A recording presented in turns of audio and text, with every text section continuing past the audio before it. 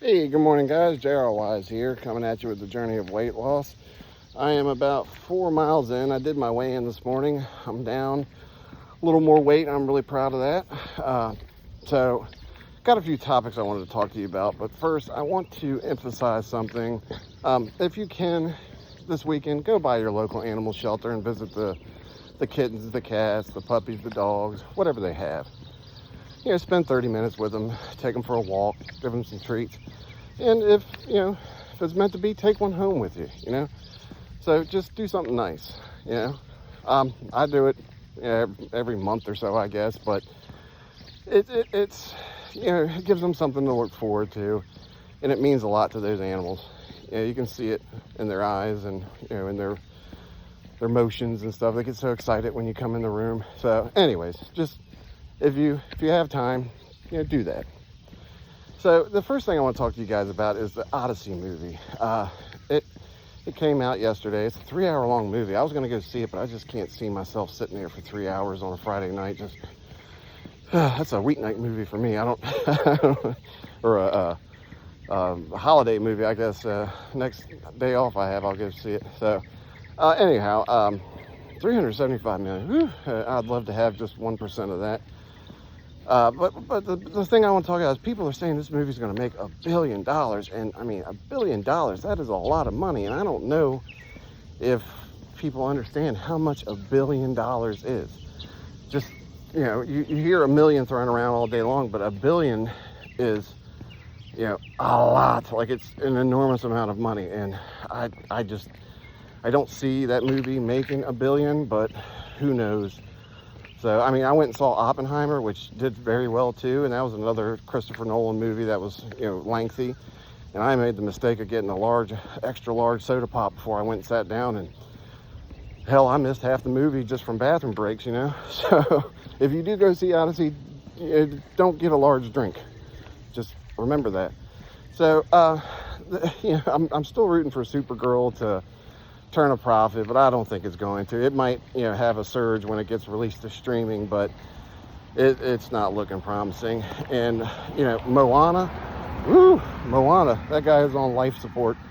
It flopped. I believe they started pulling it from some theaters already. I don't know if that's true. I saw it on something. I think it was on, like a Instagram or something. I can't, speak to its authenticity. So anyhow, Minions, man, that movie it's printing money. That movie is just chugging along and just, man, it's doing great. So my daughter went to see it. She's not a little kid, and she said it's hilarious. It's a great movie. So, if you got little kids, take them to see Minions if you haven't already. So, the next thing I wanted to mention or talk about, I stumbled across Sammy the Bull Gravano's YouTube page, and that proceeded to Michael Francise's YouTube page, and I was just watching their content, and it reminded me, man, I love those Goodfellas and Donnie Brasco movie. So I went and rewatched them the other evening, and man, those are some good films. If you guys are looking for something good to watch, look into that. And it made me think, like, wow, these guys have really turned their lives around. And that's great to hear, especially after seeing, the Goodfellas and what they did and all that kind of stuff. I know neither one of them were in that. Well, Michael was. He was only in the beginning of it. But it just, I could never commit crimes like that. But it's just amazing to see that they've, found a new path to go, to walk on, and it's just great to see. But the Donnie Brasco film, that one, I really like that film. And if you guys want to sit down and watch something that's entertaining, watch that film. It's about an undercover FBI agent named Joe Pistone who infiltrated the Bonanno family. I think it was the Bonanno family for like 5 or 6 years. And they were getting ready to make him an official, member, and they pulled him out. And anyhow, he was under Lefty Two Guns and Sonny Black, and it's an amazing story. So if you guys want to watch a good movie, Al Pacino and Johnny Depp did a fabulous job in this movie. So go give it a watch. It's on well, I don't remember what streaming service it was on. I had to buy it last time, I know that much. But it's worth the $9.99 or whatever. So the next thing I want to talk to you guys about is the situation that happened in Jackson County, Florida.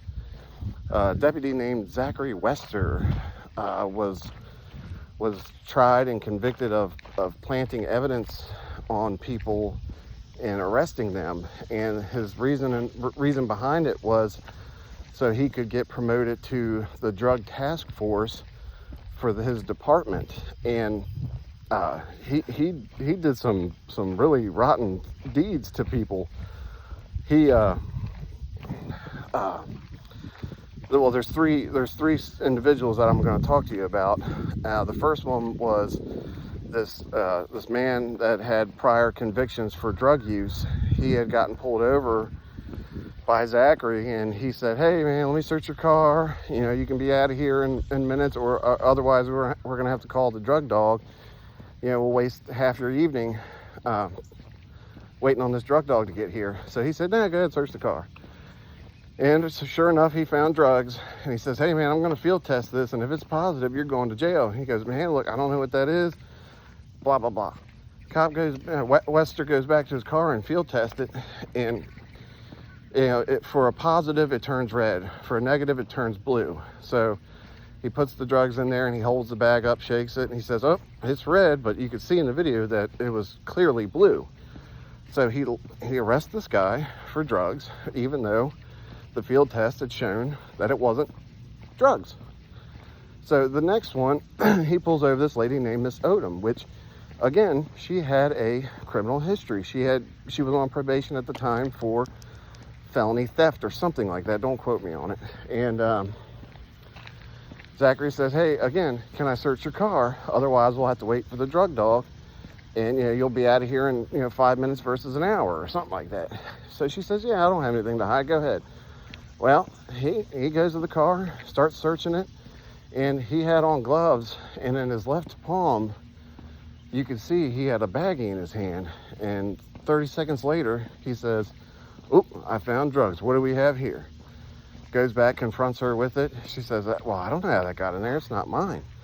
Well, so she gets locked up and goes to jail. Well, sure enough, a couple weeks later, or months later, whatever it was, there was a kid driving down the road, and Zachary pulled him over and said, "Hey, you don't have a license. I ran your tag and I ran your name, and you don't have a valid driver's license." The kid didn't know it. So he's like, "Oh, okay. Well, Zach says, 'Can I search your vehicle?' And the kid replies, 'Yes, I'm fine with that. But just so you know, I have a handgun in the center console.' Well, lo and behold, when he goes and searches the car, he finds a syringe with like cocaine or something in it. And he, goes up to the kid and says, 'Hey, what's this?' And he's like, 'I have no idea. I honestly don't.' He goes, 'Well, you're going to get locked up. You're in possession of drugs.' Well, what Zachary Wester didn't know was that kid, his father was a federal guard for the local prison there, and his father had ties to the local sheriff, and placed a few phone calls saying, 'Look, I know my son. And my doesn't have any drug affiliations. He's not that type of guy.' So they start doing an investigation on him. Well, come to find out, there was already a whistleblower that was launching an investigation for Zachary Wester because his body cam footage kept going missing and was getting deleted off the servers. So long story short, they arrested Zachary Wester for planting evidence and tampering with evidence and stuff of that nature. And he faced 67 charges, I believe. And when they went to court, they interviewed and had all these people on the stand, and they ended up convicting him of either 12 or 13 acts of tampering and evidence planting. but they had to overturn 300 convictions because they weren't able to say whether he was, whether he actually found drugs on them or he planted it. And that was the right choice to make. But it baffles me that he had the ability to go in and delete his own body cam footage. That should be an absolute no-no.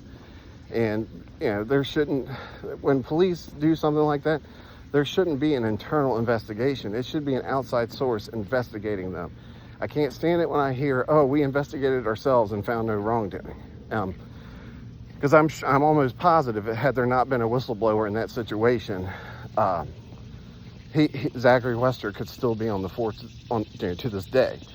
So that's one of the things I think there really needs to be changed. Every sheriff's department needs to have, an outside agency investigating them for situations like that. I don't just mean all the time, but when things like this pop up, or there's excessive force allegations, stuff like that. So anyways, the last thing I wanted to circle back to is the mob and the mafia thing I was talking about earlier, and how those two found new paths to walk on. And what I wanted to emphasize is, for anybody that's out there struggling, just look at these two guys as examples. They were in the mafia, and now they have found a new path to walk on. And I want everybody to know that there's always hope out there. No matter where you're at in life, no matter how old you are, no matter what you're going through, there's always a new path that you can take. And I just want everybody to know that and understand that. And and for people out there, if you see somebody having a bad day or struggling, and I'll give you an example. The other day I woke up late when I was walking, or before work to go walking, and I went back out later that evening, and I was having a hard time that day. I was just not feeling great, and it was hot out, it was nasty, and my neighbor saw me walk by and said, "Hey man, you're doing a good job, and doing good." And just that little gave me a thumbs up, and just that little thumbs up and that little few words of encouragement, it got me through to the 10 miles that I wanted to hit that day.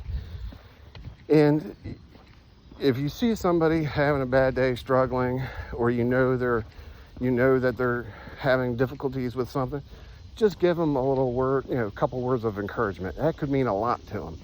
When my neighbor said that to me and gave me that thumbs up, it was like I drank 10 cups of coffee and followed it with 2 energy drinks. Man, the next, however many miles I had to go, flew by. I felt great. It followed me into the next day. I'm like, wow, I am really getting this done.